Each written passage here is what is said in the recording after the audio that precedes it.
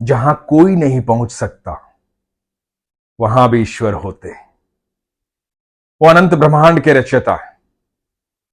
कई बार ऐसा होता होगा कि आपके रिश्तेदार, आपके दोस्त तकलीफ में होते होंगे, लेकिन आप वहां नहीं पहुंच सकते। तब आप एक काम कर सकते हैं। आप ईश्वर को याद कीजिए। उनको बोलिए कि प्रभु, आप कण कण में विद्यमान हैं। आप मेरे उस रिश्तेदार की, उस मित्र की मदद कीजिए। और फिर देखिए, आप चाहे कहीं भी हो, आपकी प्रार्थना चमत्कार करेगी। ऐसा ही एक अद्भुत प्रसंग आज आपको सुना रहा हूं, बड़े ध्यान से सुनिएगा। हरे कृष्ण दोस्तों, मैं हूं अनुज शर्मा। कालचीनी वेस्ट बंगाल में एक छोटी सी जगह है जहां रहती हैं सपना अग्रवाल। सपना अग्रवाल बताती हैं कि उनकी बिटिया है 19 साल की, बरखा अग्रवाल। कलकत्ता में पढ़ती हैं, सेकेंड ईयर की स्टूडेंट। तो एक दिन हुआ यूं कि बरखा का फोन आया। बरखा की तबीयत कई दिनों से खराब चल रही थी। बरखा का फोन आया कि अचानक उसके नाक से पहले थोड़ा थोड़ा खून आ रहा था, फिर वो ज्यादा हो गया। नाक और मुंह से लगातार खून आ रहा था, ब्लीडिंग हो रही थी। इधर सपना अग्रवाल और उनका पूरा परिवार चिंतित था इस बात से कि कलकत्ता में कोई भी जान पहचान नहीं। एक कजन बुआ रहती हैं, उनको फोन किया गया। फोन किया गया कि बरखा इस तरह से तकलीफ में है, तो कजन बुआ तुरंत वहां बरखा के पास पहुंची। बरखा को अस्पताल ले जाया गया। उसके नाक और मुंह से खून ऐसे बह रहा था जैसे नल चल रहा हो, लगातार खून बह रहा था। डॉक्टर के पास गए। डॉक्टर ने कहा कि तुरंत इनको एडमिट करना पड़ेगा। थोड़ी देर बाद डॉक्टर ने बताया कि उसके नाक की हड्डी बढ़ गई है, जिसकी वजह से खून जो है वो नाक और मुंह से आ रहा है। सर्जरी करनी पड़ेगी। एंडोस्कोपी हुई। सारे टेस्ट करने के बाद यह डिसीजन लिया गया कि सर्जरी करनी पड़ेगी। इधर सपना अग्रवाल जो है वो कालचीनी में है। वहां से आ नहीं सकती हैं क्योंकि इनका बेटा है, उसके एग्जाम्स चल रहे हैं और घर में कोई ना कोई होना चाहिए। तो अपने पति को भेज देती है बिटिया के पास। इनके पति आते हैं बिटिया का ख्याल रखने के लिए, वहां से कलकत्ता पहुंचते हैं। इधर 3 घंटे ऑपरेशन में लग गए हैं। तो सपना अग्रवाल सोचती है कि मैं कुछ और तो नहीं कर सकती, लेकिन मेरी राधा रानी से प्रार्थना कर सकती हूं। नाम जाप शुरू करती है। राधा रानी से कहती कि हे राधा रानी, आप तो अनंत ब्रह्मांड में हर जगह विद्यमान है। मैं वहां नहीं पहुंच सकती। मेरी बेटी पीड़ा में है। आप तो हर जगह विद्यमान हैं। आप मेरी बेटी के साथ रहिएगा। वो आपकी भी बेटी है। उसका ध्यान रखिएगा, उसे जल्द से जल्द स्वस्थ कीजिएगा, वो तकलीफ में है। इधर सपना अग्रवाल लगातार नाम जाप कर रही है, राधा रानी से प्रार्थना कर रही है। उधर 3 घंटे के बाद ऑपरेशन सक्सेसफुल होता है। सपना अग्रवाल बताती हैं कि पूरे दिन बिटिया अकेले रहती है अस्पताल में, क्योंकि किसी का मिलना अलाउड नहीं है। एक समय दिया जाता है, उसी समय मिल सकते हैं। और डॉक्टर जो है वो 2 बार राउंड पर आते हैं।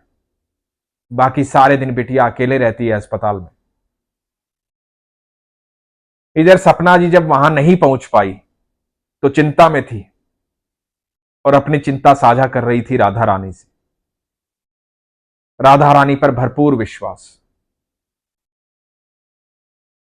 1 सप्ताह में रिकवरी हो जाती है। डॉक्टर्स कहते हैं ये चमत्कार की बात है। आमतौर पर इस सर्जरी में इतनी जल्दी रिकवरी नहीं होती। 1 सप्ताह बाद बिटिया उठ खड़ी होती है। जब सपना अग्रवाल की अपनी बेटी बरखा अग्रवाल से बात होती है तो सपना अग्रवाल अपनी चिंता बताती हैं कि बिटिया इस वजह से मैं आ नहीं पाई। भैया के एग्जाम थे, उसकी तैयारी करवा रही थी। तेरे पापा वहां पहुंच गए। मैं आना चाहती थी। मैं घबराई हुई थी क्योंकि मैं तुझे इस तकलीफ में नहीं देख सकती थी। मुझे डर लगता है, पर तू ठीक हो गई। तो बरखा अग्रवाल कहते कि मां मैं अकेली नहीं थी। मुझे समझ में नहीं आ रहा था कि मुझे कभी भी अकेलापन लगा नहीं। पूरा दिन मैं कमरे में रहती थी, कोई कोमल सा हाथ मेरे मस्तक पर स्पर्श करता था, मुझे हिम्मत देता था। ऐसा लगता था कि कोई मेरे साथ खड़ा हुआ है, उसका कोमल सा हाथ मेरे मस्तक पर है। मुझे हिम्मत मिलती थी, मुझे कभी भी अकेलापन महसूस नहीं होता था। मुझे नहीं पता कि वो कौन था और क्या था, लेकिन वो हर समय मेरे साथ रही। ये सुनकर सपना अग्रवाल रोने लगी और कहने लगी कि वो मेरी राधा रानी थी। बेटा, वो मेरी राधा रानी थी जो तेरे साथ थी। मैं इधर नाम जप कर रही थी, मेरी राधा रानी को कह रही थी कि मेरी बिटिया को ठीक कर देना, मेरी बिटिया के साथ रहना। मेरी राधा रानी कहीं भी पहुंच सकती है, वो अनंत ब्रह्मांड की मालकिन है, वो तेरे साथ थी। ये बात अभी हाल ही की है। अभी बरखा पहले से बिल्कुल ठीक है, स्वस्थ है।